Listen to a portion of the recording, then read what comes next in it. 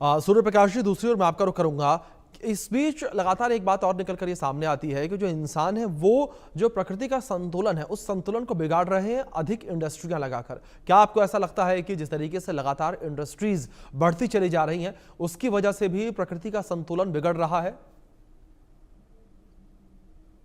नहीं, आप ऐसा मत सोचिए जी इंडस्ट्री लगना जो है, इंडस्ट्री के बिना भी हमारी सभ्यता जो है उसका गुजारा नहीं है। बिल्कुल।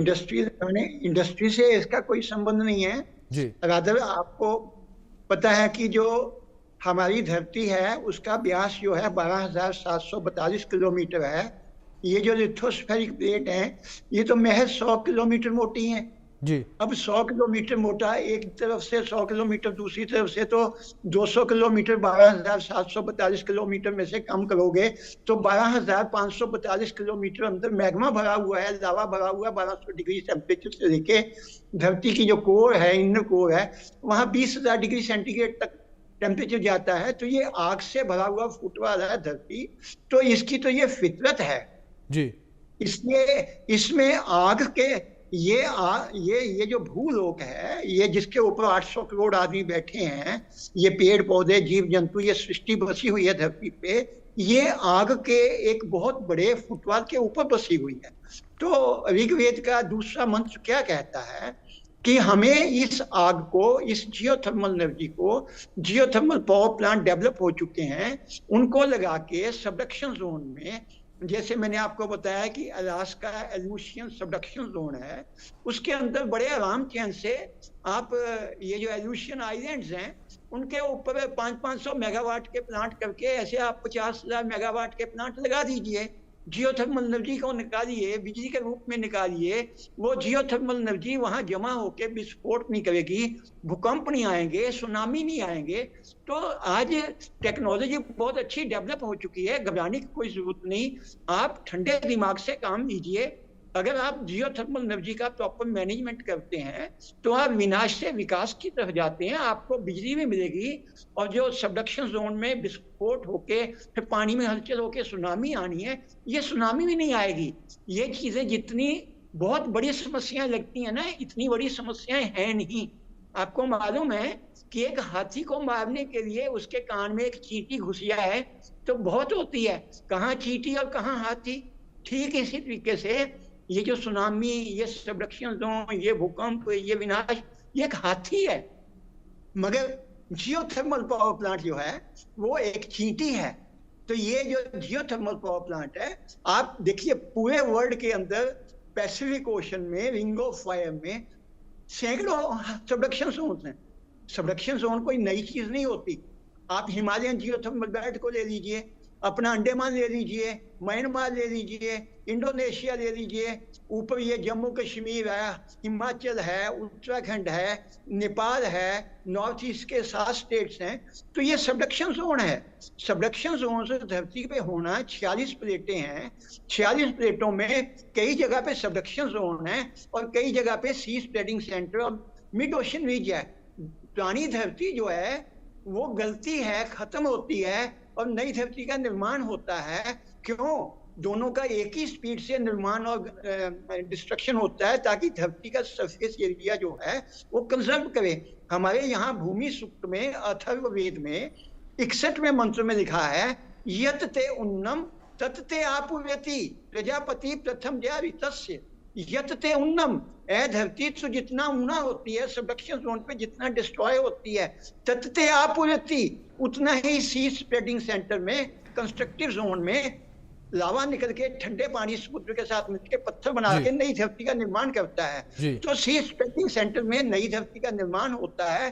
सबडक्शन जोन में पुरानी धरती जो है वो डिस्ट्रॉय होती है। मगर इस अग्नि के खेल में, आग के खेल में आज टेक्नोलॉजी का युग है। We are very fortunate. आप ये डीप एनहांस्ड जियोथर्मल सिस्टम बैठा ना अमेरिका में, इनको कहो वहां पे ये मैन मेड कंपनी बैठी है ना आइसलैंड में, और ये बैठे ना और बिल्कुल, मतलब सर जिस तरीके से आप तमाम बातों का जिक्र कर रहे हैं, इससे एक चीज समझ में बड़ी आती है ये कि फिलहाल जो संतुलन है, प्रकृति का संतुलन है, वो अभी बिगड़ता नजर नहीं आ रहा। इसी के साथ मैं प्रोफेसर साहब का रुख करूंगा। प्रोफेसर सीएस जी, इस बीच एक थ्योरी पर मैं आपसे कुछ जानकारियां चाहूंगा। जिस तरीके से लगातार एक थ्योरी को लेकर जिक्र होता रहता है, ये कितनी सही है कितनी गलत है वो आप मुझे आगे बताइएगा, कि पृथ्वी की संरचना का कोई चक्र है और इस चक्र के अनुसार हर 10,000 साल में विनाश पृथ्वी पर होता है।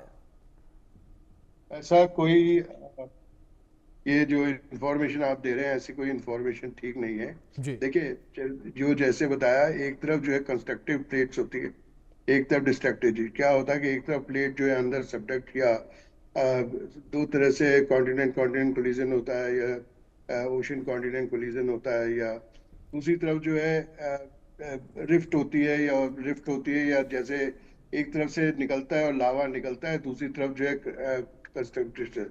तो बनती और बिगड़ती थोड़ी बहुत स्लो स्पीड के अंदर ये जो प्लेट्स जो हैं ये बनती और खत्म होती रहती हैं। बहुत ही स्लो प्रोसेस है पहली चीज। जी तो 10,000 साल नहीं, इसको तो कई साल मतलब मिलियंस लगते हैं। ये जो अल्टीमेटली ये जो अर्थक्वेक्स आते हैं और ये जो आपका जो लावा जिसे वॉल्केनिक इरप्शंस बोलते हैं, वॉल्केनिक इरप्शंस रिफ्ट जोन्स के अंदर होते हैं, और सबडक्शन जोन्स के अंदर जनरली जो है आपके होते हैं कहीं जहाँ ओशन और कॉन्टिनेंटल प्लेट्स कोलाइड करती है, वहां पे कुछ थोड़ा बहुत क्या कहते हैं वॉल्केनिक एक्टिविटी होती है। लेकिन ज्यादातर एक्टिविटी जो है रिफ्ट जोन्स के अंदर होती है, और वॉल्केनिक एक्टिविटी रिफ्ट जोन में ज्यादा होती है। लेकिन जो मोस्ट इम्पोर्टेंट चीज है कि आप कह रहे हैं 10,000 साल, इसको बहुत सारे, इसको मिलियंस ईयर्स लगते हैं। जी कोई भी चीज बनने को या बिगड़ने में बहुत साल लगते हैं। जी और जहां तक अर्थक्वेक का सवाल है, अर्थक्वेक तो एक स्ट्रेस ओरिएंटेड चीज है। आपका सबडक्शन जोन है, उस पर जैसे प्रेशर पड़ रहा है, इंटरलॉक्ड है दो क्या कि दो प्लेट्स, और सडनली जो है उसमें जो है स्ट्रेस रिलीज हो गया। तो जैसे बम होता है, उसके अंदर एक बम के अंदर स्ट्रेस रिलीज होता है, इस तरह से वो रिलीज होता है और उससे जो है प्लेट जो है मूव करती है। अब वो जो उस पे प्लास्टिसिटी होती है या इलास्टिसिटी होती है, उस बेसिस पे अगर वो किसी सैंडी एरिया में है तो वहाँ लिक्विफेक्शन ज्यादा होगा, कहीं सैंडी एरिया नहीं है या दूसरे तरह का एरिया, जैसे लैंडस्लाइड है। जी सबडक्शन जोन में लैंडस्लाइड होता है, और लैंडस्लाइड के साथ जो जब जैसी एक एक फॉल्ट के ऊपर जो है ऊपर नीचे या स्लाइड करता है, तो वो जो सबडक्शन जोन होता है उसके अंदर जैसे नीचे ऐसे करके नीचे जब आता है, तो पानी जो उससे क्या कहते हैं उस पर असर आता है, वो ऊपर उठता है। जी जैसे पानी की हाइट जितनी ज्यादा होती है उतनी बड़ी लहर जो है बनती है, और उतनी स्पीड से जो है वो पानी जो है आगे बढ़ता है, और सुनामी इस तरह से क्रिएट होती है।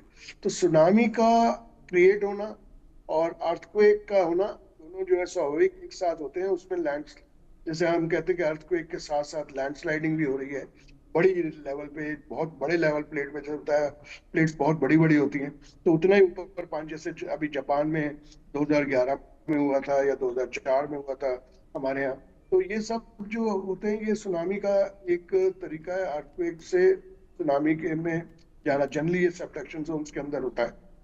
और जी ये प्लेट्स जो है क्या कहते हैं बहुत बड़ी प्लेट्स हैं, और ये कभी भी हो सकता है, कहीं पे भी जहां पे भी स्ट्रेस रिलीज होगा वहां पे। तो आप देखिए यहाँ पे जैसे 1937 में एक बड़ा अर्थक्वेक आया, फिर 52 में यहाँ पे अर्थक्वेक आया, और उससे जान मान की हानि हुई। तो ये कोई 10,000 5,000 का माने कि बहुत बड़ा प्रलय आएगा। प्रलय वलय का हम लोग जो है साइंटिफिक वे में नहीं मानते। हम ये मानते हैं कि हाँ, कभी भी बड़ा अगर 9 का अर्थक्वेक आया है तो वो प्रलय ही है। और वो 9 का अर्थक्वेक, और स्पेशली जो एरियाज जहाँ पे अर्बन डेवलपमेंट ज्यादा है वहां पे आया है तो वो प्रलय ही है। अगर वो किसी ऐसी जगह पे जहाँ पे कोई बहुत कम बसते हैं, लोग बसते हैं, तो वो प्रलय नहीं कहलाएगी।